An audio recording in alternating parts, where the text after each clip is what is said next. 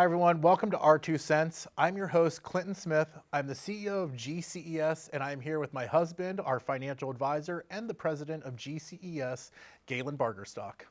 Galen, how's your day? Not bad. How's your day today? I have zero complaints. No, you do. You have complaints. I do not. You do, for Okay, sure. so totally, we've been talking about this a lot recently, and this is off subject of what we're even going to talk about today. How many people fight about what the other, I think our number one fight is that the other person is bitching about something or complaining about something too much, right?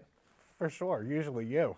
I don't think mine are not complaints. Mine are more truth tellings. Truth telling, yeah. So, I'll give a little backstory. So today, getting ready, well, it was yesterday when I did it, I dropped the deodorant stick, and it's this salt deodorant, this natural stuff, and it breaks off, and then it's like glass shards that you're trying to use in your armpits. It's not smooth. So, I broke it. So, of course, it's my fault that it's always happening that we don't have deodorant, so you can't be fresh. How many trips in a row have you broken the deodorant salt stick? Well, I don't remember exactly how the one before went down, but I think it was you, not me. I'm pretty sure it was Yeah, you, it might have but Galen just all willy-nilly up with his deodorant stick, throwing it all over the place, and then here I am rubbing shards of salt on my armpit today to get ready. Yeah. Anyways, guys, I'm fresh. I used some Dove deodorant. They had a spray deodorant when we got to the studio, so I should be fine. Yeah. But I think that, in what we talk about, we talk a lot to people on personal levels, and I hear a ton of appointments because I'm in the background or I'm at the house and you're on a Zoom and I'm listening to what you're talking about. I love it whenever people argue with each other on the phone with you, and you can usually tell that one person is more kind of in the know of what's going on, but that's not always the person that's like saying the most. Yeah. It can get pretty colorful, some of the appointments that I've had over the years. So a lot of people, in a lot of households have conflicting views on money, even, like us. Like, I feel like I'm more of a saver and you're more of a spender. But if I tell you that, it's the opposite, so it's the difference. So it's like that with everybody. I know it is, but I am the one that pays the bills. So I know what is being spent. Yeah. Yeah. What I don't you're think buying. that I'm a saver at all. No way. you're I not love a saver. spending money. No. That's like one of the two things I'm good at. You're really good at spending money. You Yeah. are. Guys, hey, if anyone out there wants some of their money to be spent, I am your guy. I am addicted to Amazon, so I do. Yeah. I do spend stuff, but we live, more of a rural area, and I like, stuff from more of a metropolitan area. Yeah. So. I would really love to find a way to make money off of Amazon boxes. We've got a pretty good gig going on right now, though. Yeah, I know. True. I guess we do have enough going on. Guys, our 2 cents, we're going to talk a lot about health, wealth, and finance. Galen's a financial advisor. He'll either come out to your house to sit down with you. You can visit our office in Indiana, Pennsylvania. And we also meet on Zoom. So if you're watching this, it doesn't matter what state you live in across the United States. We can help you understand what it is that you have for retirement and how much money you're going to make when you get there. I mean, that's really what it comes down to, is that everyone wants to know, how much money am I going to make when I retire?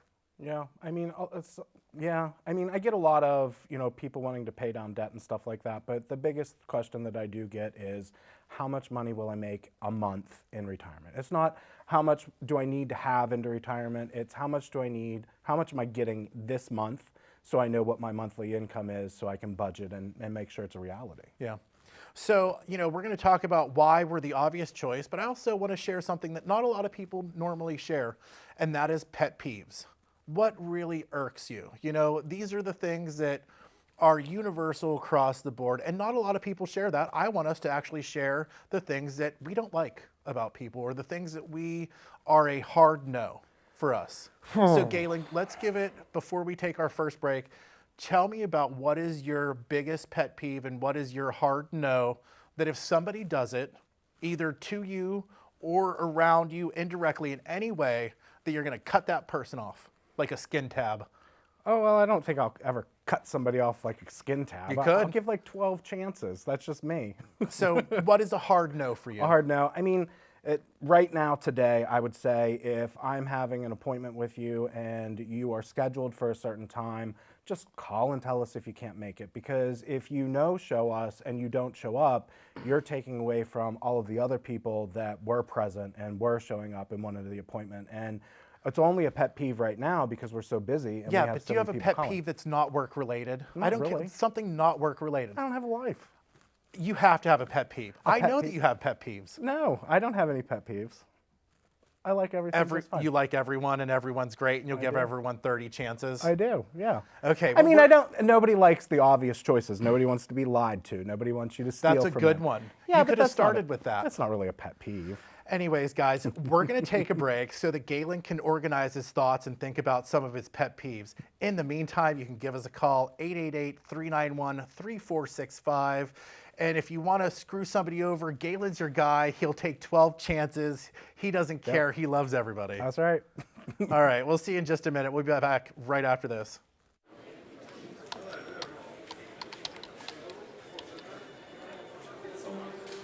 The work never seems to end until the day it finally does. After nearly a lifetime on the job, you should be rewarded for all the time you spent working. Whether that's crossing off items on your bucket list, learning a new passion, or rekindling the love of an old one. After all, life isn't over when you stop working. It's the start of an all-new chapter. The one where you're the writer and you get to choose how your story will go. A way to achieve that is by having a clear financial plan to sustain your golden years. The biggest fear most retirees have is if they'll have enough money to maintain the lifestyle they've always enjoyed. Having a plan to help protect you against the curveballs life often throws will help to maintain your lifestyle. Call today to get your free written financial plan so you may live every day to the fullest and enjoy the retirement of your dreams.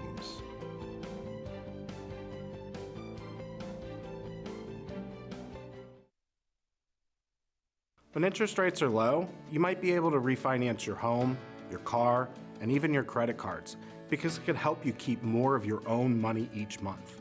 Yet, when interest rates go up, it makes sense to refinance your retirement. Higher interest rates could provide income opportunities you may not be aware of. What works for your portfolio during low interest rates may not work for your retirement when interest rates are high. Find out if a retirement refi could work for you. Call today for your complimentary Refi Your Retirement Review.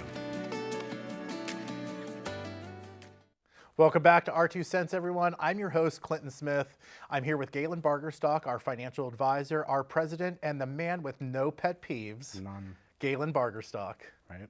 Right? So he does have a pet peeve, and I will say no shows are something that are like, why can't you just call? Yeah. Do you know what I mean? We have a lot of appointments. You're running about 7 appointments a day right now, which is a ton of people, and that just takes the spot for someone else because really, we do a lot of stuff, especially for federal employees, almost like pro bono HR. Yeah, I mean, with us filling out the retirement paperwork for everybody, doing applications, it's not just, talking and designing a plan. There's also paperwork and other things involved. So, me showing up after a time and time again, that is a pet peeve of mine because, just call, and if you need next Tuesday is fine. Yeah, yeah. So guys, we are sharing some pet peeves. I will share my pet peeve, selfish people. That is probably my number one thing. And that can go in a lot of ways, right? That can be as simple as people that just aren't courteous to others in public. Yeah. I personally think that grocery stores should just let all of the carts stay in the parking lot. And not bring them in? And not bring them in because it's so dumb that someone has to take them from outside to inside when you just walked from your car to inside to grab a cart to do your shopping. Yeah, I could see that more like in Arizona, but with the elements and winter and stuff like that, maybe people should just return the carts instead of leave them outside. Yeah. Or a drive-through grocery store. Well, DoorDash. I think Yeah. you can DoorDash Walmart and stuff now, right? So we are the obvious choice. That's the whole topic of our show today. And the reason we're talking about this is because I don't think people sometimes understand all of the things that we can do for them. No, I mean, it is amazing to me sometimes the things that I can do for a person because people keep on asking questions and the world keeps on changing. So we have to adapt and, address a new plan and a new plan of attack. So everything's fresh and, constant. Yeah. I know you did say yesterday there's some big change that just happened. What's the number one big change that just happened this year with IRS stuff? Well, it's more, it changes every single year. You know, every single year there's new taxes and tax limits on what you can do. So, you know, the biggest thing is called a super catch-up. From age 60 to age 63, you now can even feed in more money to the catch-up contributions, allowing you to put more money into your 401k than, you know, what you're standardly allowed. How much did that go up? It's like 11,250 or 750, something like that for the catch-up. Yeah. You know, don't quote me exactly. I'll Google it for you at the appointment for sure. But it is about $3,000-4,000 more, somewhere in that ballpark, which helps. Yeah. I mean, over the span of how many years? When can they start that? Just age 60 to 63 is the super catch-up. So, you know, you have those 3 years, and that's where it's a super catch-up. It's crunch time. But, you know, one of the things that you have to be, you know, aware of at least is if you are making over $150,000 the year before, they are going to look back, and you have to put that money into a traditional or into a Roth IRA, not your traditional. So you can't put it in the tax-deferred account as a super catch-up. Yeah. You know, one of the things that we talk with all of our clients is Social Security. Yeah. You know, everyone, me, you, everyone has the same thing with Social Security, but a lot of people don't understand it. And there are different rules and regulations. You know, in our world of finance and retirement, you know, there's pensions. It's one thing. You know, there's different phone numbers. There's different places to go for pensions, right? After that, you have your investments. And inside of investments, there's what? Hundreds and hundreds of different types of things that you can have, right? Those have their own sets of rules and regulations and phone numbers and companies that you have to call, right? Correct. So we have Social Security, we have investments. After that, we have Pensions. Pensions, investments, we have Social Security. And there's even other things beyond that. There's life insurance, disability insurance, long-term care.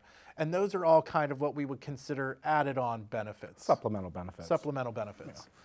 All of those, I'm assuming, because I know, have all of their own sets of rules, their own regulations, their own phone numbers, and their own companies, right? Yeah.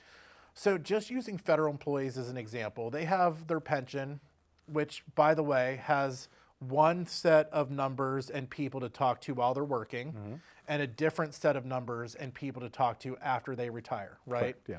So just with pensions alone, or anyone that has a pension, we're talking now already 2 places, 4 phone numbers roughly that you're gonna have to call, and a whole set of rules, right? After that, pension, we have investments, right?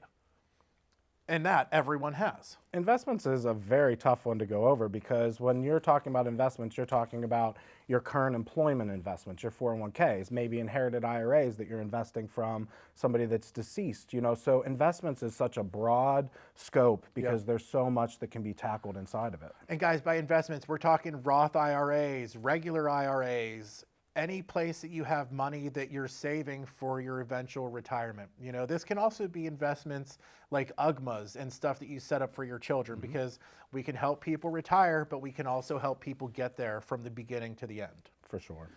So the reason I'm bringing all of this up, because we haven't even stopped, you know, Social Security is still out there. We still have that. That still has its own rules and sets of places to call. That's the third place, right? And then you have all of these supplemental benefits in places that are after that. You also have health insurance, right? So you have to think about health insurance, not just while you're working, but how are you going to take that health insurance coverage into retirement?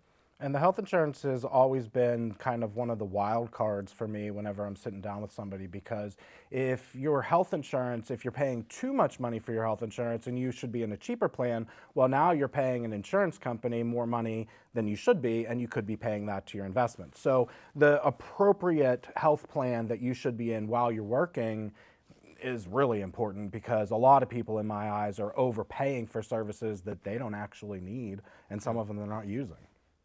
So with that, I know this is a long story. I am going somewhere with all of this. You have all of these different places that you have to call. They all have different phone numbers. They all have different rules and regulations and things that you understand all of them. I do. Right? So you have to think that whenever you come and meet with Galen, you know, in an hour and a half, he's going to cover all of those things for you. It applies when you're working. It applies to after retirement as well, because a lot of things change when you go from working to retired. It does. It all changes. And, take a federal employee, for instance, that works at the post office. You have your postal HR department, and then you're retiring and you're moving over to the Office of Personnel Management. So completely different HR department, and you have to transition over to them, and that's the paperwork filling out. So that's just one aspect. And then you have your investment plan as a federal employee, which is called your thrift savings plan. That has its own number. That is a call center. You're calling in and you're getting information from them. So the different aspects, we know all those contact information. So if you have a question, you don't have to wonder what department to call. You have to call GCES, and then GCES is going to tell you what your next step would be. And sometimes that's even us making the phone call for you. Yeah. I know how many times have you been on hold for someone waiting for the company to pick up, and then you just call the client back and add them in on a three-way call. Yeah, we do the three-way calls all the time, and we're also doing, helping people that, we're not profiting from, help them get to the correct department, like the TSP, to help them do a withdrawal, because everything is online now, and a lot of people don't know the online aspect. So talking to an advisor, we can take that off of your shoulders and, kind of do it for you. I'm going to share my pet peeve a little bit more about selfish people. Mm-hmm. It's not just the point of them being selfish and taking stuff for themselves, but it's also the disservice that they do to other people that annoys me. How so? As in, like, someone does something to do something for themselves, right? Yeah. And they're doing it to take for themselves. Yeah. In that process, there's someone out there they're probably hurting.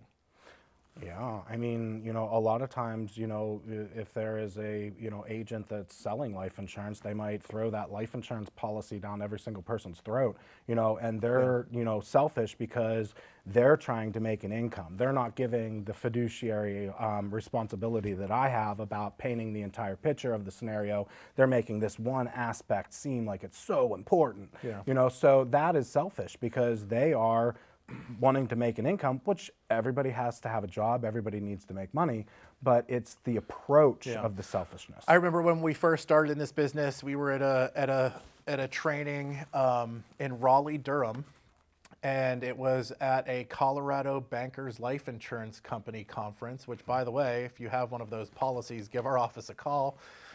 We can help you through that ridiculously bad process. Yeah. But while we were there, somebody literally was just talking, and she was sharing. We were all at breakfast, and it was a bunch of agencies and agents from all over the company, and she decided to share that on Sundays, she just goes down and sits in her office and calls through her list of clients until she makes $1,000. Yeah. And she just sells them all the same life insurance policy. That is something that we would never do. No. I mean, the family approach is such a much better approach than everybody needs to have this $50,000 life insurance policy in order to retire, and they'll sell it and sell it and sell it. But yeah, that is very selfish of them to do. I think my pet peeve of hating selfish people has carried over, I think, into what we do as well for people. It does, yeah, and I think that's also why it makes us the obvious choice of, somebody to call and somebody to contact, because we're open about sharing the things that we've seen outside in the marketplace and people being taken advantage of. And that's just something that I personally would never do because I like to sleep at night. I believe in, God myself. So I don't want to do the wrong thing. Yeah. So guys, you can give us a call. We're going to take another break. Give us a call. It's going to be super easy for you to set up an appointment. You can meet with Galen on Zoom. You can meet with him in our office in Indiana, Pennsylvania. And we also will come out to your house and sit down with you. You just have to give a call to the number on the screen, 888-391-3465. We'll be back in just a moment. When was the last time you saw your financial professional? Are you getting the most out of the strategy that was created for you? Although you've done a great job finding someone to help plan for your future, are you 100% sure that you were given the right strategy? We can help answer these questions and more with a complimentary second opinion evaluation. We will take a look at what you have in place and then help determine if you're well positioned to get the most out of your future retirement income. In the event that it is not, we can help by making suggestions and showing you how to get on the right path. You wouldn't get just one opinion when it comes to a major health decision, so why would you treat your most important financial decision with such disregard? Call today for your no-cost, no-obligation second opinion evaluation to see if you're getting the most out of your retirement income plan. As people, we strive for better. From a better house to a better career to a better life for all of those around us. Better has become the modern way. But when it comes to your retirement, what does better mean to you? Does that mean more income? Does that mean a flexible lifestyle or better solutions? A better retirement always begins with a plan. To get your complimentary written financial plan, just call the number you see here. And remember, you only retire once, and this is your opportunity to plan ahead for better. Welcome back to Our Two Cents, everyone. I'm your host and CEO of GCS, Clinton Smith. I'm here with Galen Bargerstock, our financial advisor, and today we're talking about why we are the obvious choice for anyone that wants to go towards retirement. Yeah. So, we don't just work with people that are planning their retirement, that are right at the doorsteps of retirement. We also work with younger families too, setting up UGMAs. And what is an UGMA for people that don't know, that are listening at home? An UGMA is a uniform gift to minors. So what you're doing is you are setting up a custodial account that you are providing for somebody that is underage. You're managing the investment. What does custodial account mean? You are their custodian. You are their caregiver, essentially, in the financial aspect of it. So you're the one that is, looking to get the returns for the child. So you're basing, your feelings on the stock market, not a 2-year-old, of course, because the 2-year-old doesn't know anything about it. So, you're just the one that's helping them get to it. And then, you decide what age, 18, 22, and then that child is no longer a child, they're an adult, and they take over the account, and now it's theirs. And I know one can be used for schooling stuff only and one can be used for other stuff. Yeah. Which one is which? So the UGMA can be used for anything at all. 529 plan is used for the education. As I like to put it, if your kid is a smarty pants and they're going to go to school, you want to do the 529 plan.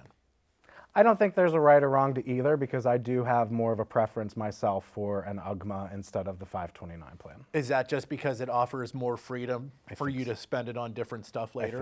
I think so.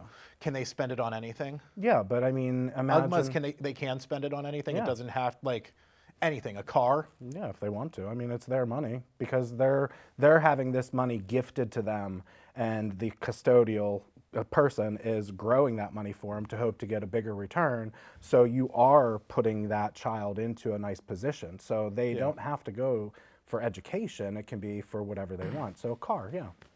Man, things have advanced since we were in the 80s down in Warheads and watching He-Man. Because back in the day, do you remember these things? My grandma gave them to us, like $100 CD certificates. Yep. None of them made them to the full maturity. I know no. me and my sister cashed them both in as soon as we could fight with our mother to let us. Well, the UGMA accounts, I think, are going to have a lot of light shined upon them this year because of the Trump bill that's coming down to give babies that were born in a certain time frame, I think it's $1,000. Yeah. So I think that UGMAs are going to really take off. And honestly, everybody says, the children are our future. Well, they really are our future. So let's, fund it. So when they do go out the gate, they go out the gate roaring instead of, automatically in debt because you have all these student loans. Yeah. It's all everyone's personal preference. We are not here to tell you what to spend your money on. We're here to tell you how to do it the best way. Yeah. I think that really sums up why we are the obvious choice for anyone that really wants to plan their retirement, get to know more about their investments. The UGMAs, that's a different group. I would think that that's almost more grandparents. It's a lot of grandparents are doing the UGMAs, because, what happens is as you age, these 401ks or traditional investments have RMDs. So maybe you didn't want to take this money out, and now all of a sudden, hey, you're 73 and you have to take out a required minimum distribution. So a lot of times what the grandparents are doing is they are being the custodian for their grandchildren, setting up the account and leaving it on, killing two birds with one stone, using your required minimum distribution. You didn't even want the money, but now you're appropriating it to a better avenue. Okay, let's switch stuff up a little bit. Instead of, because I know that you telling us your pet peeve obviously didn't go well, right? So let's try it a different way. What do you think my biggest pet peeve is? I don't know. You probably don't like people that are wishy-washy. That probably gets on your nerves. That's Yeah. probably a pet peeve. Yeah. But, I think that it's okay to be kind and not to have a pet peeve, and I'm okay with that. But, the normal standard ones, I don't want lied to. And if I'm in an appointment, I hear what some people tell me. And, some of the times I have conversations about, they're a little weird about food because I know how much groceries cost, and somebody's like, oh, I spend $100 a month on food. I'm like, what are you eating? Chiclets and cat food. Like, it's not possible to spend that little dollar amount on money. So, don't lie when we're having an appointment. You're not going to shock me. I mean, I have been to I feel like it's thousands. the same thing as like the doctor asking you like, Do you you smoke?" smoke? Yeah. And like you smell like cigarettes. Like we know you smoke. Yeah, right. It's so funny. Guys, at GCS, we help families, we help individuals, anyone that wants to learn more about their money, their retirement, their finances. You don't have to wait until you're knocking at retirement's door. The earlier you meet with us, the more that we can do for you. Yeah. And you're able to forecast stuff out. I mean, how far do you think you can go forecasting out retirement and it still be pretty accurate? You think like 15 years, 10 years? Well, I think I'm the obvious choice because it's day one. So if a person gets brought on to the federal government, I already have a general idea of how your raises are going to go throughout the years, when you're going to be making, if you're starting at 45, I know when you're going to be making 65. It's just over the years, with inflation and cost of living, I've just rolled with the punches. So guys, all you have to do is give a call to the number on the screen, 888-391-3465. Galen will be able to help you understand all of the things that you have with your retirement. Please consider watching our 2 Cents Weekly. We're going to be talking about a lot more stuff related to health, wealth, and happiness and how it relates to finance and retirement. Galen, thank you so much for sharing none of your pet peeves with us today. I don't have a pet